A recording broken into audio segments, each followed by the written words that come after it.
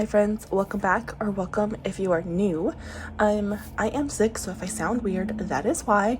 And then as you can see, I've already written out my budget for October number 4. I have filmed this video, but I don't know, I went off on tangents and I didn't really fully explain myself, so I didn't want people to take offense by what I was saying. So I just figured I'd film. So let's go ahead and get started. I'm going to talk about how I organized our budget for this week, some changes, and also why I like zero-based budgeting. So for our income this week, this is our income after tithing, and that is going to be $1,400. That's an estimate. I might be off by like, I don't know, $5 to $10. If that's the case, I'm just going to add it to my moving envelope, okay? So for November bills, we're putting away $730. So after I take money for our bills, I have $670 left for our cash envelopes and our sinking funds. So for our cash envelopes, we're going to do the usual $60 for gas. Groceries is going to get $150. Friends, so this is exciting. We were approved for a house. We signed the lease. We paid the deposit. We did all of that. We are cleaning and packing. Like things are crazy. Things are crazy over here, but we are so excited. And the reason I bring that up now is because as a family of 3, we don't necessarily spend $150 on like strictly groceries. I use this for toiletries, householdy kind of stuff, and especially like right now that we're moving, I know that like you know, I'm gonna want maybe like a special cleaner to make sure that I'm leaving things like super duper clean, like the walls, everything behind, just everywhere. I just want to make sure that we're being super, like leaving it as clean as we can. And so you know, all of those kinds of things will come from here. We're moving to a house, so I know that I'm gonna want I don't know, just something, let's say like an outdoor broom, so I'm not using the same broom outside and inside, you know, so just random things like that. So that's where that'll come from. Most times it's just from my groceries envelope. My husband will get $15, my son will get $5, eating out will get $30. Health, this is for any like over-the-counter medicines or vitamins, whatever. Our FSA is running pretty low. I don't think it's gonna make it to the end of the year. It's definitely not going to make it through the end of the year. So this is just for those smaller expenses that we'll have throughout the rest of the year.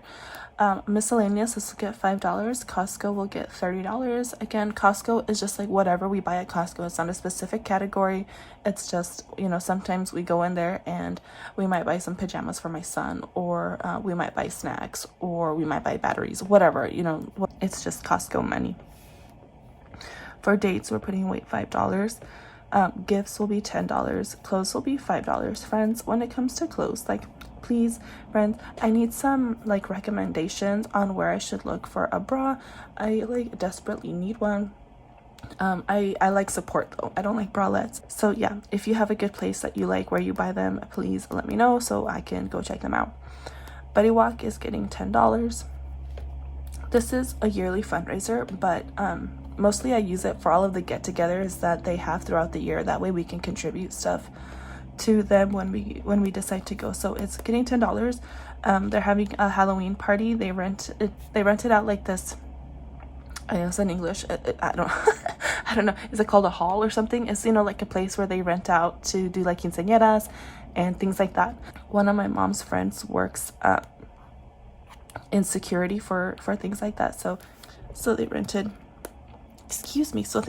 a place for Halloween night where they're gonna have like a potluck dinner, plus they'll set up tables so the kids can do like trick-or-treating but just inside. So we're going to that, and I don't know what we're taking, but we're taking something. So that's it for my cash envelopes, and the total for that is $330. For my binder, this is more like my spending money, and my spending will get $15, and then beauty will get $10. Beauty, I try to keep it to things like cosmetics or my haircut, things like that, things that I know that when I need it, it's gonna cost a lot of money. So I just want to make sure that I'm not like blowing it on other stuff. That's why I have it separated. So So yeah, so total I get $25 in that binder. For my sinking funds, we're doing certifications, $25. Love Every will be $10. And then Do Good will get $10. There are certain sinking funds that I try to make sure that we put money in every week. And then I think last week we skipped certifications, but I can't afford to be skipping that one too often. Certifications is for my husband. He is in cybersecurity, and when he picks the next certification that he wants to take, those cost money. So I want to make sure that we're as prepared as we can. And then he usually lets me know like well in advance before he wants to buy something. That way I can adjust the budget and make sure that we have enough by the time that he wants to purchase the next course or certification. Friends, I don't say this enough, but I'm so proud of my husband. Like, I tell him, but I don't tell you guys. I'm so proud of my husband. My husband came here, and we from a different country. We were married in 2019. He didn't even have a worker's permit. Like, he couldn't work for basically the first year that we were married.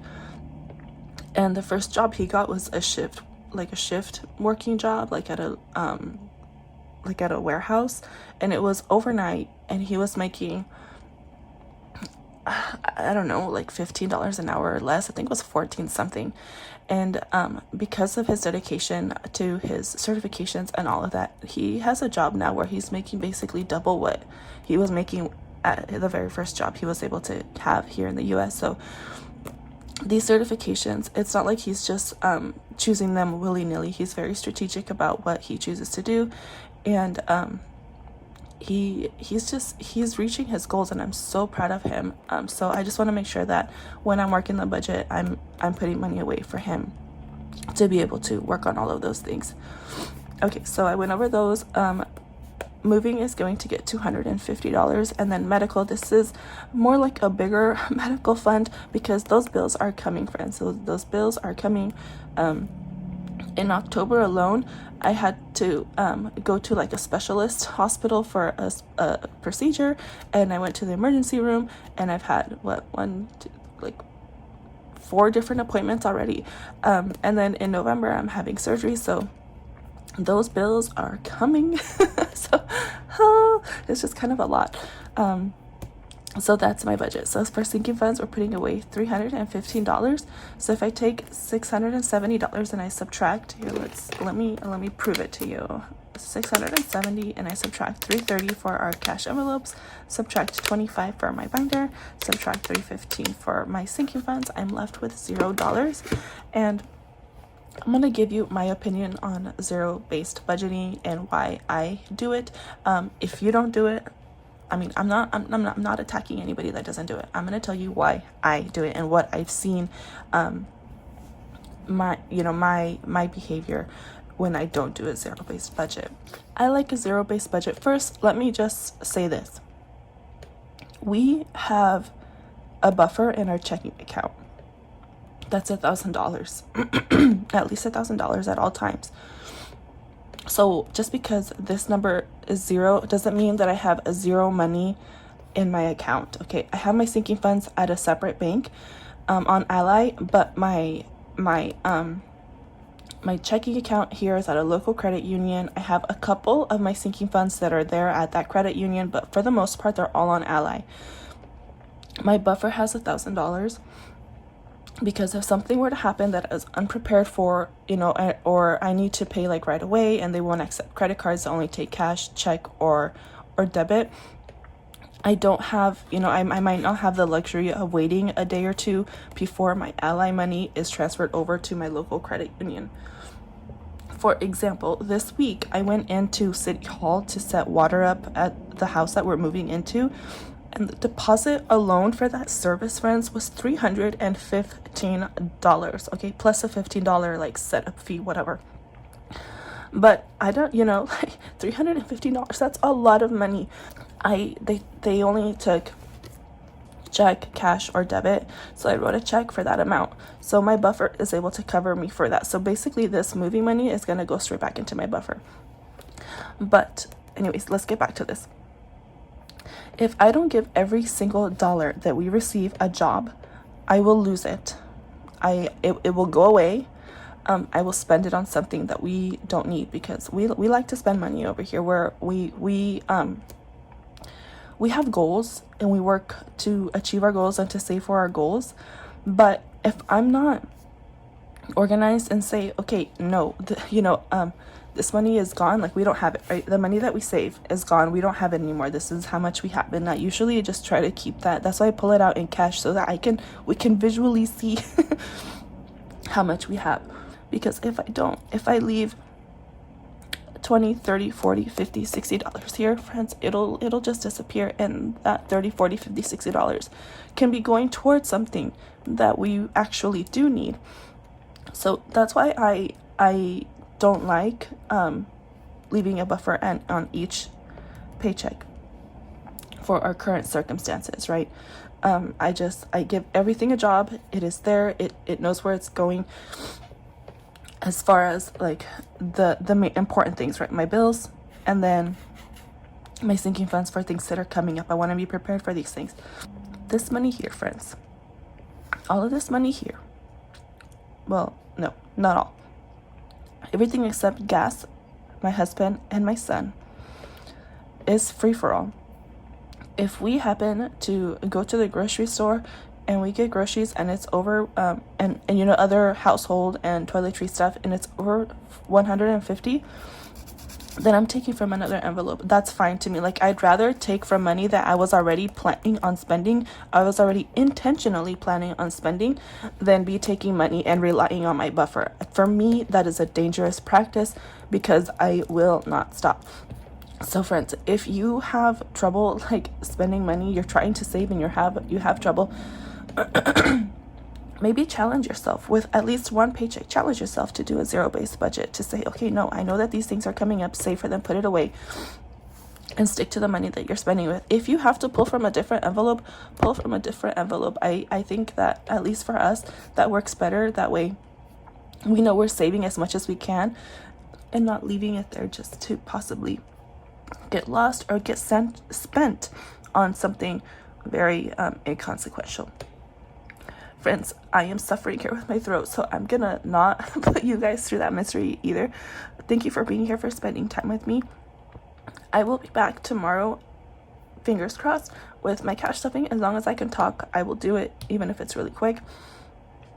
And next week I'll do a budget with me. I don't know if all of my stuff is going to be set up for me to film a cash stuffing. So there may not be a cash stuffing next week for November 1. I might just put up like a sinking funds update or something. I don't know. Maybe I'll put up nothing. Maybe I'll do like an empty apartment tour or something. I don't know. That is so like out of my wheelhouse, but let me know what you guys think.